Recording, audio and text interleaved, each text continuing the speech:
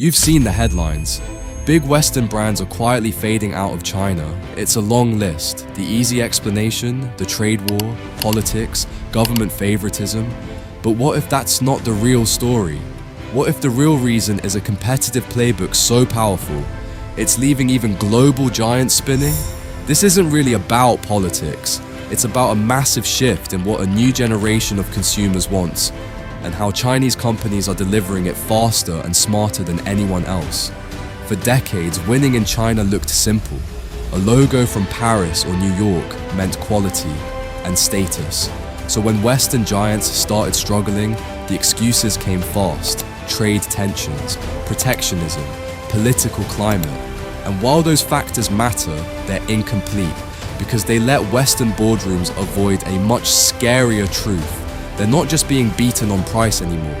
They're being outmaneuvered, out-innovated, out-cultured, the three invisible walls.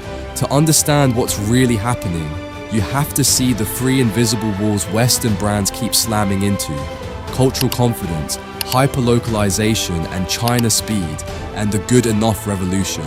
Ignore these, and you become the next cautionary tale. Cultural confidence. The first wall is a deep cultural shift known as Guoqiao, the national trend. The old Western halo is gone. For a new generation of Chinese shoppers, foreign no longer automatically means better. They're globally connected, but fiercely proud of their own identity. Look at the beauty industry. It was once dominated by French and American giants. Now, homegrown brands like Florasis and Perfect Diary are exploding. They don't just sell makeup, they sell culture, blending traditional Chinese art, history, and mythology into their products. This isn't a price war, it's a cultural connection war, and any brand still using a one-size-fits-all global strategy is falling behind. China speed. The second wall is speed, not just manufacturing speed, innovation speed. Look at the coffee market. For years, Starbucks was the undisputed king in China. Then came Luckin Coffee. After surviving a massive accounting scandal, Luckin rebuilt its entire model for the new China. Tiny grab-and-go stores, delivery-first strategy, everything powered through an app. But here's the real difference. Luckin launches waves of new, localized drinks constantly. Bold flavors designed specifically for Chinese tastes, season after season. Rapid experimentation. Compared to that, Starbucks' global menu feels slow and cautious. Starbucks built community spaces. Luckin built convenience, novelty, and speed. Today, Luckin is the largest coffee chain in China. That's China speed. The third wall is the good enough revolution. The idea that Chinese brands are just cheap knockoffs is outdated. Today, many Chinese companies are building products that are nearly as good as premium Western options at half the price. It's not about being the absolute best, it's about being the best value. Look at the auto industry. For years, companies like Volkswagen and Toyota dominated China. Now that dominance is collapsing, largely because of one company, BYD. BYD builds almost everything in-house: batteries, chips, motors. That vertical integration gives it a massive cost advantage.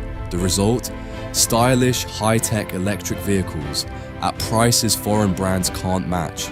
For the average buyer, it's simple math. This isn't just patriotism, it's pragmatism. And here's why this matters globally. This isn't just a China story anymore. These three walls, cultural confidence, China speed, good enough, they're being exported. You see it with BYD expanding into Europe, with ultra-fast fashion from Shine, with consumer electronics from Anker. These brands were forged in one of the most competitive markets on earth. They aren't just competing on price, they're competing on speed, culture, and value. The era where Western automatically meant premium is over. China became the stress test, and the brands that survive are the ones humble enough to listen and fast enough to adapt. Conclusion. So the next time you read about another Western brand struggling in China, you'll know it's not just politics. It's likely a company that hit one of three invisible walls. They were culturally deaf, too slow, or too expensive. And as this playbook spreads globally, the real question isn't just who loses China, it's who loses next. Let me know your thoughts in the comments. And if you want to stay ahead of these global shifts, subscribe and hit the notification bell. Thanks for watching.